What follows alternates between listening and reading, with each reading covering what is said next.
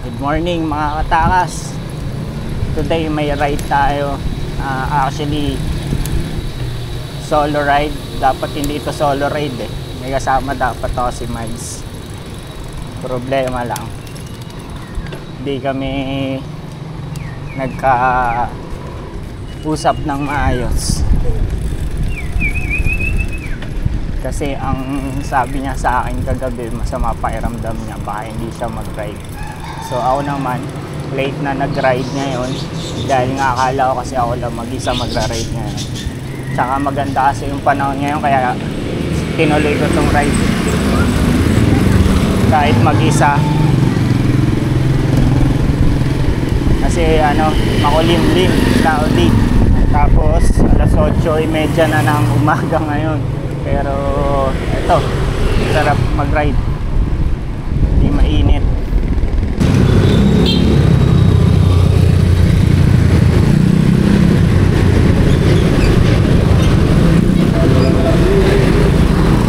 Kakanan tayo dito mga katakas.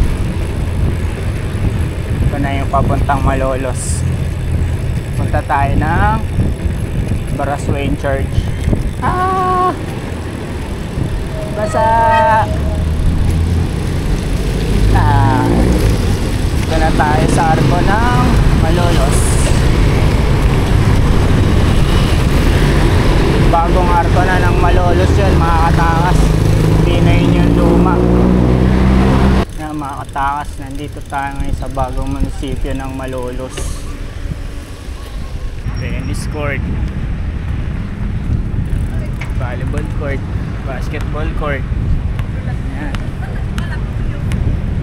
Dito tayo ngayon sa Malolos City Hall, kung saan nakaupo yung governor natin tsaka vice governor natin, diba? Ayan. Tapos wala daw silang alam sa DPWH. Sabi pa nila dati, wag daw bastusin ang pangalan ng Bulacan, Tulubacan. Pero wala naman silang ginagawa. Nasaan yung accountability nila? Dahil doon sa mga kapabayaan nila, hindi sila nagche-check. Diba? Ang daming ghost project, ang daming project dito sa Bulacan na bilyon-bilyon na pera ng taong bayan. Pero wala silang ginawa. Diba? Tapos isisihin nila DPWH, wala daw silang alam. Kaya nga sila nakaupo diba? Para alamin kung saan napupunta yung pera ng taong bayan. Kaya sa susunod, sana may mga bagong tumakbo na matitino. Palitan na natin yung mga datihan na ilang taon nang nakaupo pero wala namang ginagawa sa bayan ng Bulacan. So hindi lang dito sa Malolos kundi sa buong parte ng Pilipinas, diba, pati kahit saang bayan maging mapanuri tayo at kilalanin na natin talaga kung sino iboboto natin. Huwag natin ipagpalit yung maliit na barya na ibibigay sa atin o ibabayad sa atin sa tuwing tayo ay magboboto. Diba? Sa susunod na eleksyon, maging matalino na tayo. So, yun lang. Dao na tayo sa Baraswain Church naman tayo ang next natin. Let's go. Kapag pupunta kayo ng Baraswain Church, pag nakita nyo tong bridge na to, pag galing kayo ng Pampanga, dito kayo kanan, sa ilalim kayo nitong bridge, tas kanan kayo dito sa crossing sa ilalim. Pag galing naman ng Manila or Marilao, Valenzuela, pakaliwa naman siya dito sa ilalim sa crossing. Ito kasi yung mas malapit na daan papuntang Baraswain Church.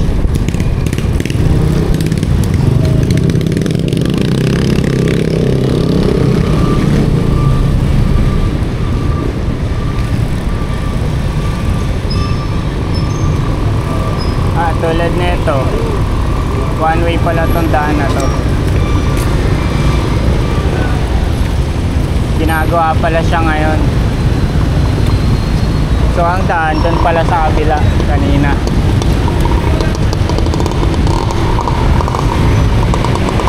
Dito guys ang daan.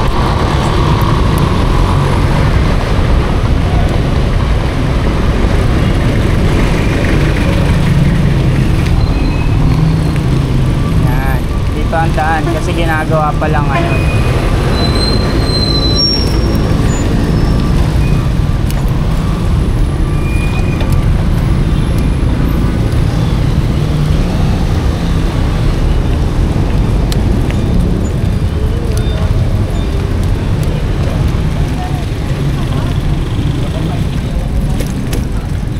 So, dahil lang ginagawa ang daan, dito ngayon ang daan. Gumawa sila one way lang. Yan.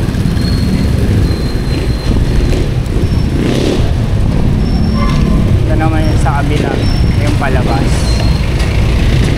Pero di tayo dyan dadaan mamaya pa uwi. Ikot tayo.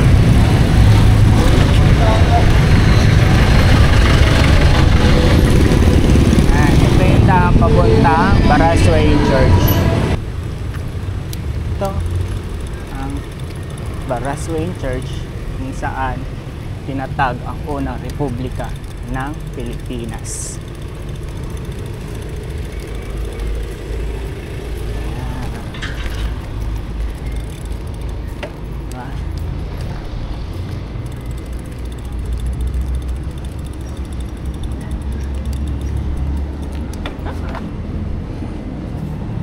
Ito yung nasa likod ng pera ng 20 pesos na papel. Kaso hindi na natin makita yung pusa dyan, oh. Wala na yung pusa dito eh. Sa 20 pesos hinahanap lagi yung pusa, pero hindi ko pa rin makita yung pusa dito. Sa kaliwa natin yung museo ng kasaysayan pampolitika ng Pilipinas. Sila dati nagpupuno, mga politiko.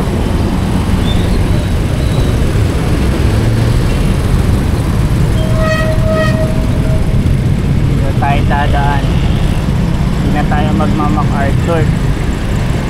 Dito tayo sa loob.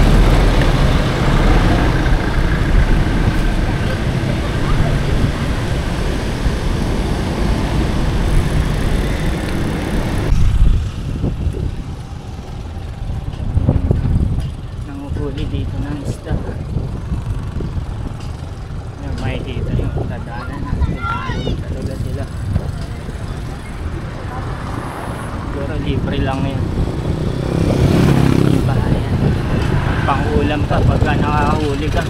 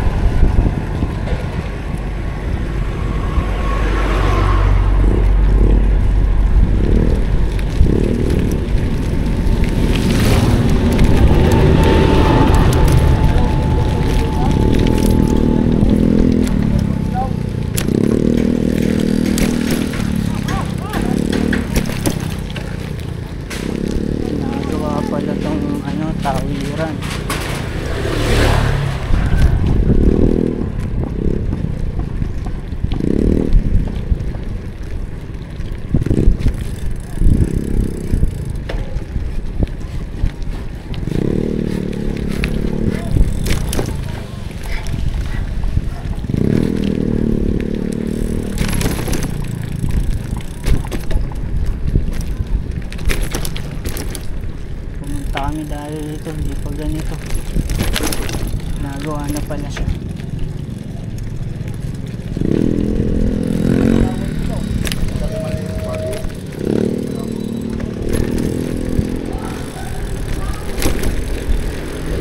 Abot ang pataw ng ulan. Huwag naman sana.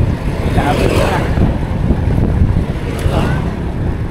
Ito pa lang tayo sa Ubando. Malayo-layo pa pala.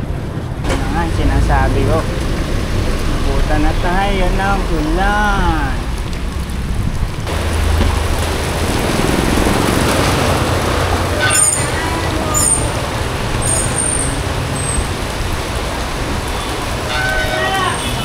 Ngayon, nabutan tayo ng malakas na ulan. Nabutan, basang sisiw na naman.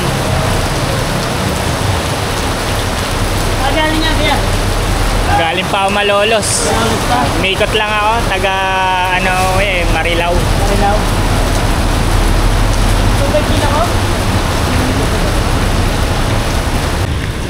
May nakilala pa tayo, si Kuya Paul. Nagbabike din pala siya. Kasi na ako na rat-ratin na lang